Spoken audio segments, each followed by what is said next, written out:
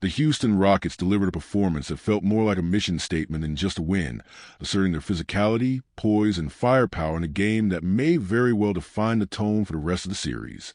From the opening tip, this was not about the scoreboard. It was about control, intensity, and sending a message. The Rockets weren't rattled by the early stages or by the opponent across from them. They established themselves early, taking a commanding lead by the end of the first quarter and continuing to build a 14-point advantage by halftime, before stretching it to 16 by the third quarter buzzer. That margin was not accidental. It was forged in the crucible of elite execution and mental sharpness. The true turning point came during the pivotal first 5 minutes of the second half, a window often decisive in playoff basketball. Golden State, perennial contenders and never be counted out, attempted to mount a trademark comeback, but Houston met their energy with defensive tenacity and offensive sharpness. Every Warriors surge was met with a countermove, a counterpunch. The Rockets didn't just hold the line, they advanced it. There's no question the Rockets were challenged internally after Game 1.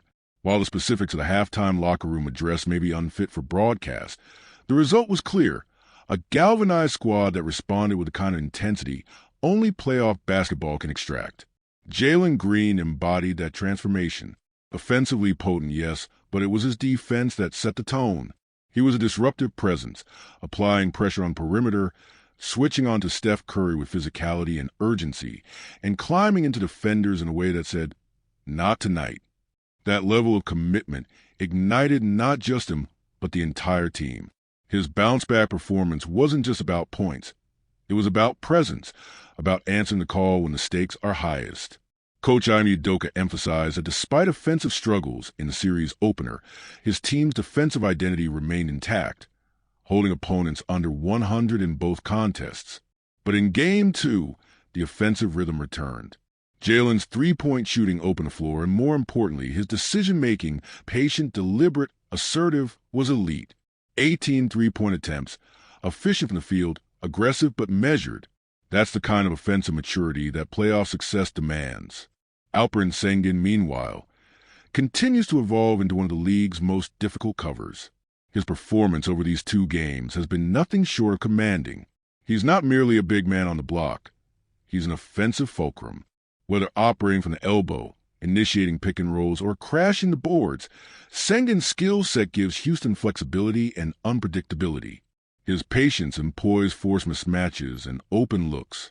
On defense, he answered a call in a system specifically designed to test his mobility, switching out onto Curry, showing high on screens, and staying alert on back cuts. His presence was felt.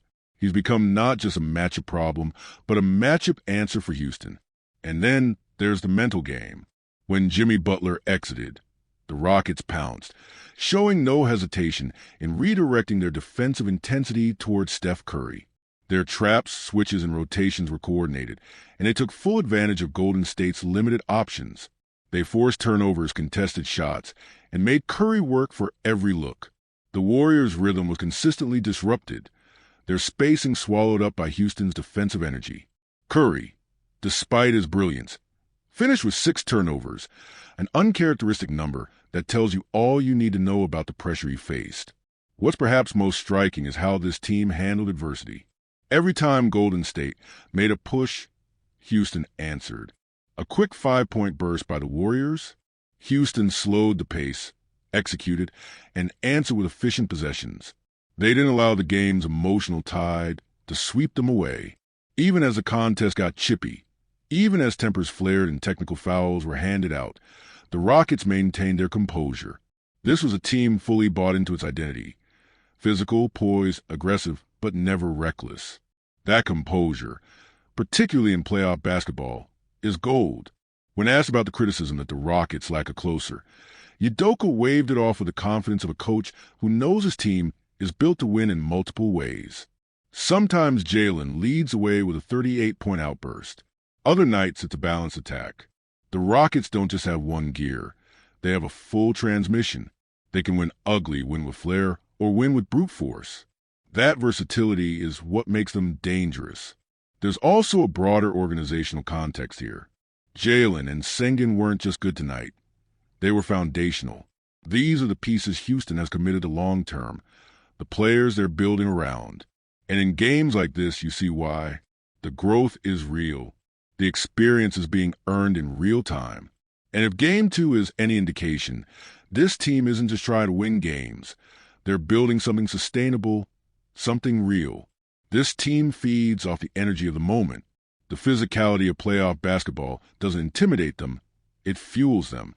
The altercations, the hard fouls, the stare-downs, all of it adds to the furnace. The Rockets have embraced that chaos, and it's becoming clear that when intensity rises, so do they.